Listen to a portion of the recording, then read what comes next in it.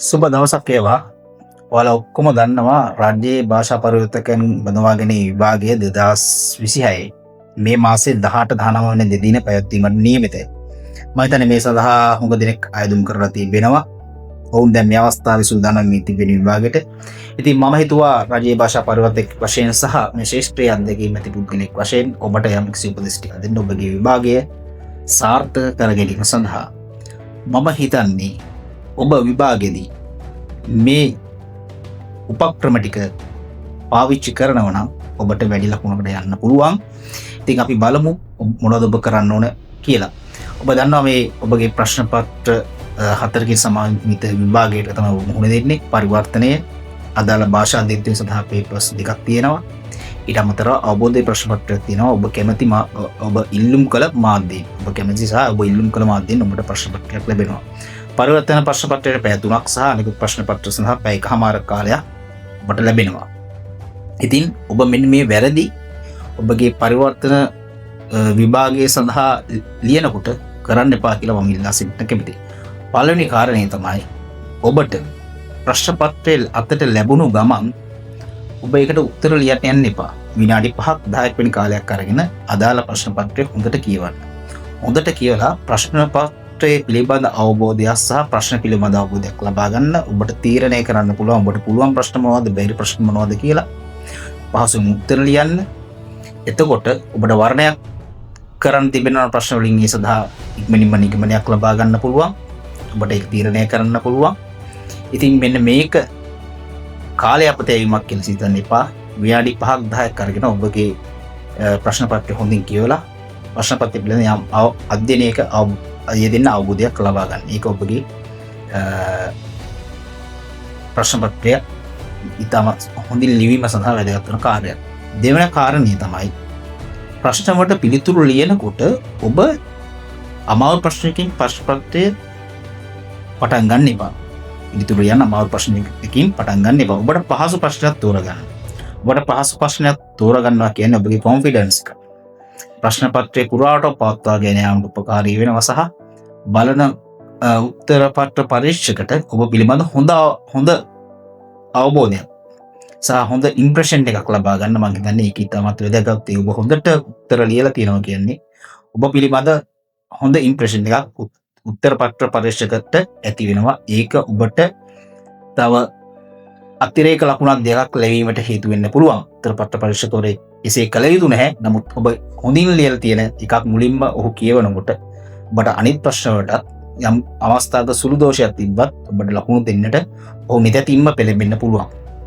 ඊළඟ කාරණය තමයි අපි දන්නවා මේ විශේෂයෙන් පරිවර්තනය සම්බන්ධ ප්‍රශ්න පත්‍ර කරනකොට ඔබ එක් භාෂාවකින් තවත් භාෂාවකට යම් පාඩයක් පරිවර්තනය කරනකොට ඔබ නොදන්න වචන තියෙන්න පුළුවන්. නොදන්න ටර්ම්ස් තියෙන්න පුළුවන් ඒ ඕනෑම භාෂා මාධ්‍යයකින්. එතකොට ඒ අවස්ථාවට මම දැකලා ඒ වගේ අවස්ථාවල මම දැකලා තියෙනවා ළමයි එතන හිස්තැනක් තියලා තමයි වාක්‍ය ලියන්නේ. එතන සමහර වෙලාවට හිස්තැනක් දීලා. මේ වැරද්ද කරන්න එපා. මේ වැරද්ද කරොත් ඔබට ලකුණක් ඒ අදාළ වාක්‍යයට යම් කිසි ලකුණක් තියෙනවා නම් ඒක ලබා දීමට උත්තර පත්‍ර පරීක්ෂකයට කිසිම හැකියාවක් නැහැ. මොකද ඒ අසම්පූර්ණ වාක්‍යයක්.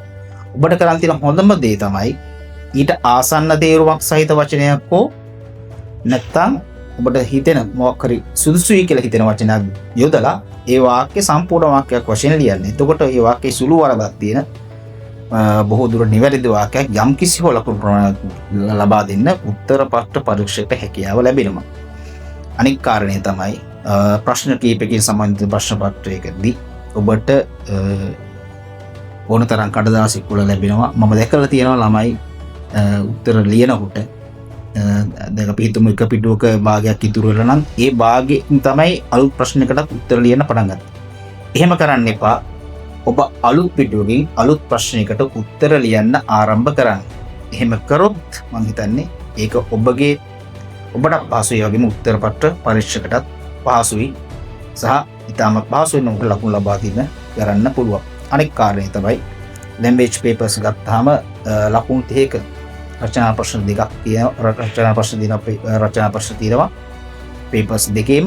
ඉතින් මෙන්න මේ රචනා ප්‍රශ්නයට ඔබ උත්තර ලියනකොට මම දැකලා තියෙනවා බොහෝ ළමයි එක ගොඩේ ලියාගෙන යනවා. ඒ වැරද්ද කරන්න එපා. අදාළ ඡේද වෙන් කරලා ඡේද අතර හුලක් වැඩි පරතරයක් තියලා ඔබට ලියන්න පුළුවන් නම් ඔබගේ රචනාව ඉතා පැහැදිලි උත්තර පත්‍ර පරීක්ෂකයට ලකුණු ලබා දීමට ආසාවක් ඇති වෙනවා.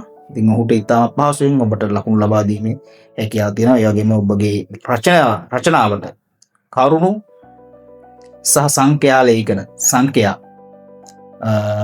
දත්ත වර්තමානයේ තියෙන තත්කාලීන දත්ත ඇතුළත් කරලා සාරගර්භ උත්තරය ලියන්න පුළුවන් නම් ඔබට උපරිම ලකුණු ලබා ගන්න පුළුවන්. ඉතින් මෙන්න මේ වැරදි ටික කරන්න එපා. ඊට අමතරව තව එකක් කියන්න ඕන. සියලුම ප්‍රශ්න වලට උත්තර ලියන්න.